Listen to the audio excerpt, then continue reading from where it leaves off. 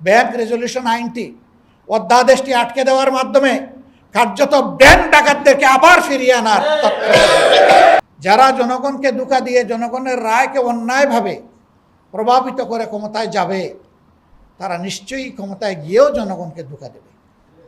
আমরা আমাদের ৭৭ জন এমপি, বিশেষ করে আমাদের দলীয় এমপিদেরকে বলেছি, সরকারের যতগুলা অনুদান যাবে পাই পাই হিসাব করে তার হকদারের কাছে পৌঁছাবেন। ব্যাট দিয়ে জিনিস কিনে, সুতরাং জনগণের ট্যাক্সের টাকাই হচ্ছে সরকারের তহবিলের প্রধান খাত। দ্বিতীয় কাজটি হচ্ছে বিদেশ থেকে আনা ঋণ। তৃতীয় খাত হলো বিদেশি অনুদান। এই সব কিছু জনগণের জন্য।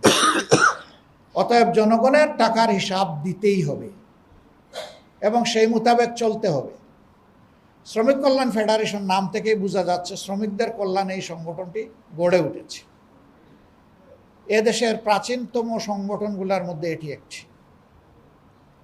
এই সংগঠন মালিক এবং শ্রমিককে শ্রেণীতে বিভক্ত করে শ্রেণী শত্রু হিসাবে কাউকে গণ্য করতে চায় না, বরঞ্চ এই সংগঠনটি অনুভব করে উদ্যোক্তা থাকলেই মালিকের কর্মসংস্থান তৈরি হবে, আবার শ্রমিক থাকলে মালিকের কলের চাকা ঘুরবে।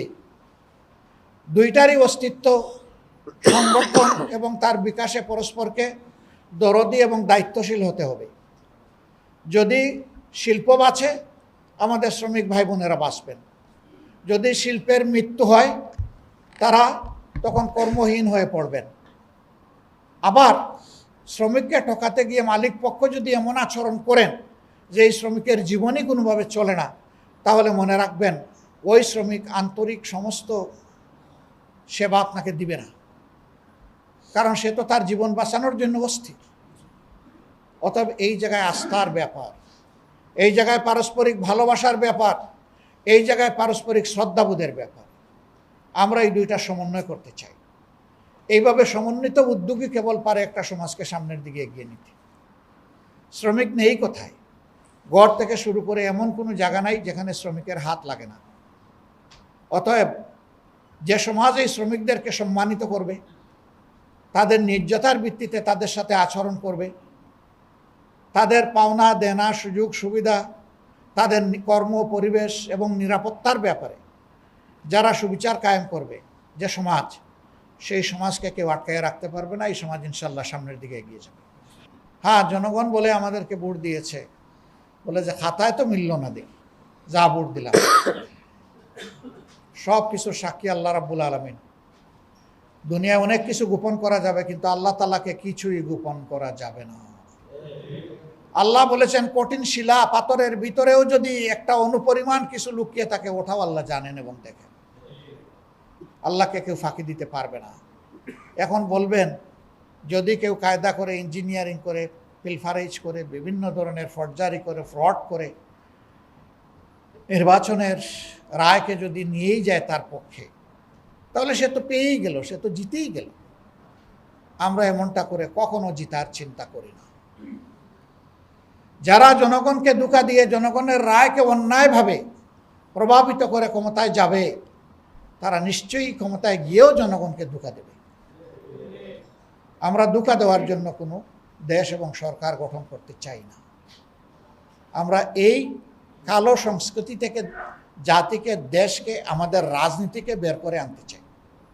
ইনশাআল্লাহ আমরা পারব। আমাদের এই আস্থা আছে, এই দেশের জনগণ এটা চায়। হ্যাঁ, বলবেন জনগণ তো বারবার প্রতারিত হয়েছে, সঠিক। আমি বলি না যে গুগু বারবার ধান খায়, কিন্তু কপাল যখন মন্দ তখন 60 বেজে যায়।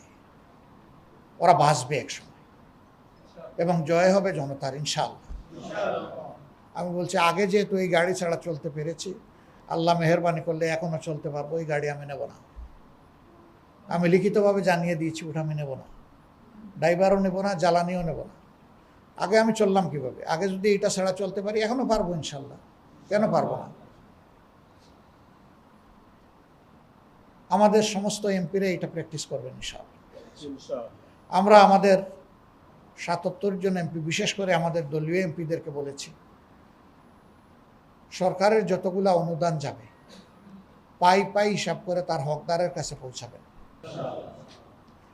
শ্রমিক কল্যাণ ফেডারেশনের নেতৃবৃন্দের কাছে আমার আহ্বান থাকবে যে আসুন একটা দরদি সমাজ গঠন করার জন্য। আপনার দাবি হবে জোরদার, অনড়। আপনি দাঁড়ায় থাকেন, আপনি গেইটে দাঁড়ায় থাকেন, ঢুকতে দিয়েন না। নির্দিষ্ট সময় পর্যন্ত যখন আপনি ঢুকবেন না, কলের চাকা তখন ঘুরবে না, মালিক তখন আপনার সাথে ন্যায্যতার ভিত্তিতে বসতে বাধ্য হবেন। কিন্তু আপনি ভেঙে দিলেন, পুড়িয়ে দিলেন, তা আপনি কাজ করবেন কোথায়? এই মালিক তার নিজের তহবিল এবং জনগণের তহবিল অর্থাৎ ব্যাংক থেকে টাকা ঋণ নিয়েছে। যদি সে ক্ষতিগ্রস্ত হয়, আবার ঘুরে ফিরে জনগণ ক্ষতিগ্রস্ত হবে। সে তো জনগণের এই ডিপোজিটের টাকা, এই আমানত ফেরত দিতে পারবে না। দিন শেষে সে জেলে যেতে পারে, পালিয়ে যেতে পারে, কিন্তু ওই জনগণই তো ক্ষতিগ্রস্ত হবে। হ্যাঁ, আরেকভাবে ক্ষতিগ্রস্ত হয়। সব কিছু ফিটফাট, উপরে খুব সুন্দর চলতেছে, কিন্তু ভিতরে খোলস। যে ইন্ডাস্ট্রিতে 10,000 টাকা ঋণ নেওয়া যায়, সেখানে 30,000 টাকা ঋণ নেওয়া হয়েছে। 20,000 টাকা বিদেশের মাটিতে পাঠিয়ে দেওয়া হয়েছে, পাচার করে দেওয়া হয়েছে। এইভাবে দেশের অর্থ, জনগণের অর্থ বিদেশে এরকম গিয়েছে, আপনারা জানেন কি পরিমাণ গিয়েছে। সম্মানিত ভাইরা, এ কালচার এখনো বন্ধ হয়নি। চতুর্দিকে অশনি সংকেত, যে কারণে অতীতে দুর্বৃত্তপনা হয়েছে, অর্থনৈতিক ময়দানে, শিল্পের ময়দানে একই দুর্বৃত্তপনা হুবহু এখনো চালু আছে। ব্যাংক রেজলিউশন আইনটি, অধ্যাদেশটি আটকে দেওয়ার মাধ্যমে কার্যত ব্যাংক ডাকাতদেরকে আবার ফিরিয়ে আনার আমরা আপনাদেরকে অনুরোধ করব, সারা বাংলাদেশের মানুষকে সচেতন করুন, জানিয়ে দিন আমাদের ব্যাংকের টাকা কোনো ডাকাতের হাতে আর আমরা তুলে দেব না। কোনো ডাকাতকে আর মালিকানায় আমরা দেখতে চাই না। এই ডাকাতদেরকে যারা পৃষ্ঠপোষকতা করবে তারাও ডাকাত। এই জন্য কোনো ডাকাত এবং ডাকাতের পৃষ্ঠপোষককে আমরা প্রশ্রয় দেব না। এটা কোনো দলের ব্যাপার নয়, 18 কোটি মানুষের ব্যাপার। 18 কোটি মানুষের ভাগ্য এর সাথে জড়িত। সম্মানিত বন্ধুগণ, আজকে সাংবাদিক ভাইয়েরা এসেছেন, তারাও তাদের অঙ্গনে শ্রম দিয়ে থাকে, তারাও নিরাপদ না, তারা অনেক সত্য নিউজ তুলে ধরতে পারেন না। তাদের হাতে এবং মুখে ক্যাপিং করে দেওয়া হয়, এইটা পারবেন, এইটা পারবেন না। হু ইউ আর, একদিকে বলবেন স্বাধীন গণমাধ্যম, আরেকদিকে রাতের বেলা আপনি গুন্ডা পাঠিয়ে দিবেন, অথবা টেলিফোনে হুমকি দিবেন, অথবা ডিকটেশন দিবেন। তাহলে হাউসের দরকার নাই, আপনি সবকিছু ওখান থেকে চালান। বাকশাল কায়েম করার আগে শেখ মুজিবুর রহমান বাংলাদেশের সমস্ত গণমাধ্যম বন্ধ করে দিয়ে 4টা মাত্র রেখেছিলেন, আর সেই 4টাকে রাষ্ট্রের কবলে নিয়েছিলেন, কবজায় নিয়েছিলেন। তাইলে ঘোষণা দিয়ে ওই রকম করে ফেলেন, তখন জনগণ চিন্তা করবে এই বাকশাল জনগণ মানবে না ভাঙবে। আমরা সেই লক্ষণ দেখতে পাচ্ছি। এগুলা, এই সংস্কৃতি বদলাতে হবে। এই গণমাধ্যম যেদিন সঠিকভাবে জনগণের কথা তুলে ধরতে পারবে, এদিন অপরাধীদের অবশ্যই সঠিক পথে ফিরে আসতে বাধ্য হতে হবে। কারণ তখন অপরাধ করে আর পার পাবে না। গণমাধ্যম কালোকে কালো বলবে, সাদাকে সাদা বলবে। হ্যাঁ, গণমাধ্যম সাদাকে কালো নাও বলতে পারে, কিন্তু কালোকে অনেক ক্ষেত্রে ঢেকে রাখতে বাধ্য হয়। বলা হয় এই নিউজটা পরিবেশন করতে পারবেন না, কারণ এই নিউজ পরিবেশন করলে জনগণ জেনে যাবে আসল ব্যাপার কি। এইটাই তো সাদাকে ঢেকে রাখা, কালোর আবরণে। কালো বলা হলো না, কিন্তু কালোর আবরণ দিয়ে ঢেকে দেওয়া হলো। আমরা সেই রকম একটা দেশ চাই। আমরা স্বাধীন বিচার বিভাগ চাই, যেখানে অর্থের বিনিময়ে বিচার কেনাবেচা হবে না। 54 বছর অর্থের বিনিময়ে বিচার কেনাবেচা হয়েছে। সেই সংস্কৃতি থেকে বের হয়ে আসার জন্য আমরা লড়াই করলাম, এটাও সরকারি দল ঠেকাই দিল।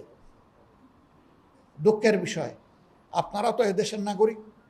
আমি আবার সংসদে বলেছি যে আমরা এখন বিরোধী দলে বসা, আমাদের এই জায়গায় বসা আপনারা ছিলেন, এখন আপনারা গিয়ে ওই জায়গায় বসেছেন সরকারি দলে। আবার বহু লোক ওই জায়গায় বসা ছিল, আজকে পার্লামেন্টের ভিতরে তারা নাই। এই জায়গায় বসা ছিল, তারাও পার্লামেন্টের ভিতরে নাই।